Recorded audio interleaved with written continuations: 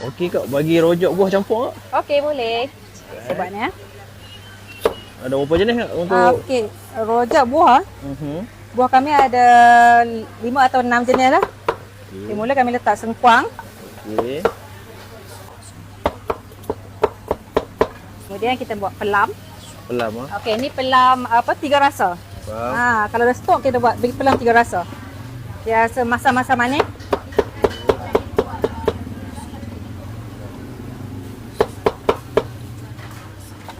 Kemudian kita letak jambu lohan.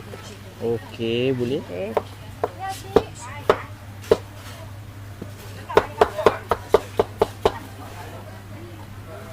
Rojak ni buka sampai berapa? Kami buka daripada pukul 3 petang sampai 11 malam. Cuti hari Ahad. Oh, patut orang nak panggil sini rojak malam ah. Ya, rojak malam. Nenas madu. Okey.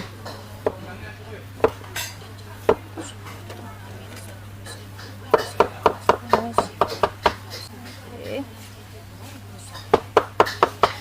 Yang ni betik muda. Manis juga ah. Dia macam dia rapuh lah. Faham? Dia tak lembek. Betik ni. Kuah ni buat sendiri. Yang ni kami homemade punya, buat sendiri. Kuah.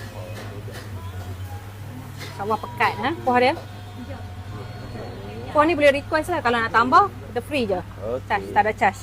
Okey, kacang ni pun juga boleh request nak lebih atau free je kita bagi. Ni satu bekas berapa ni? Satu bekas satu set ni RM6. Bagi laksa dua. Okey, boleh. Okey, kita buat laksa dulu. Okey. Ni laksa berapa? Laksa biasa yang ni. Laksa, okey. Lepas tu ada bahan apa tu? Sayur, salad, bawang, okey. timun. Kita bagi telur sebiji. Oh, telur sebiji. Okey, telur sebiji.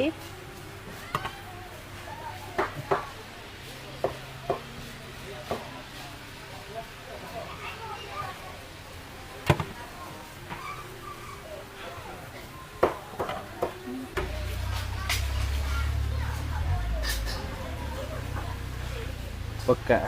Okey, macam ni harga berapa semangkuk? Yang ni satu mangkuk RM6. RM6.